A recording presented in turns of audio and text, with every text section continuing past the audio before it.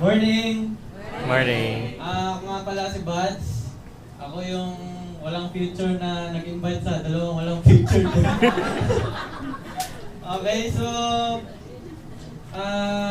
it started nung 2011. Nakilala ko ang networking. And I'm sure maraming makaka-relate kasi isa ako sa pinaka-negative na tao sa networking. Kasi dati, nung nag-school pa ako, college, ano pala ako, nursing graduate. Pag yung nag-school pa ako, mayroon akong mga classmate na nag-join sa networking. And lahat sila, hindi kumita. Okay? So nung pag-graduate ko, may nag-invite sa akin networking. Ang pangalan niya si Jester. Kahit na pinakita niya na kumita siya, expected, hindi ako sumali.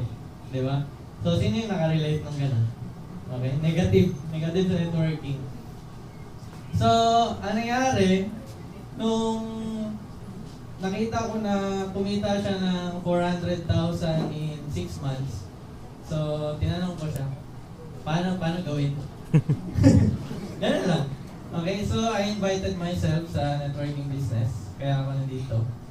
And sa personality ko, tamad po ako.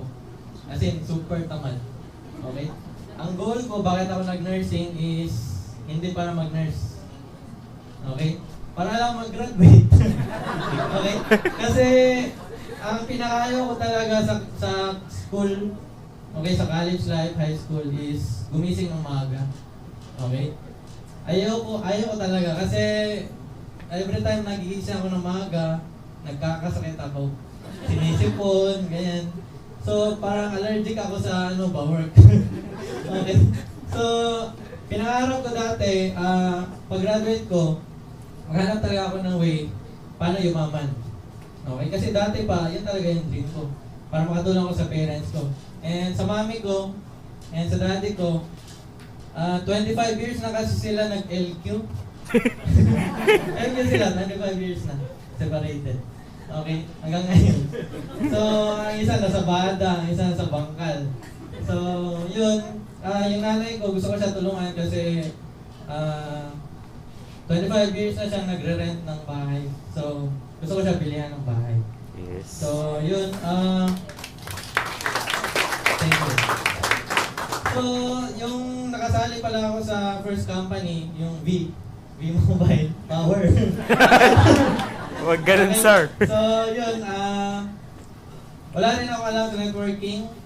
Isa lang ang hindi ko makalimutan na sinabi sa akin ng mentor ko, si Jester. Buds, pag sumali ka sa business ko, copy business lang. Okay? So, para sa akin, madali lang yan. Kasi college pa, high school, elementary, ginagawa ko na yun. Nangungopia. Okay? So, di ba mas madali mangopia kaysa mag-aral? So, yun. Magaling na ako mangopia that time. So, ang nakikita ko sa kanya, nagpo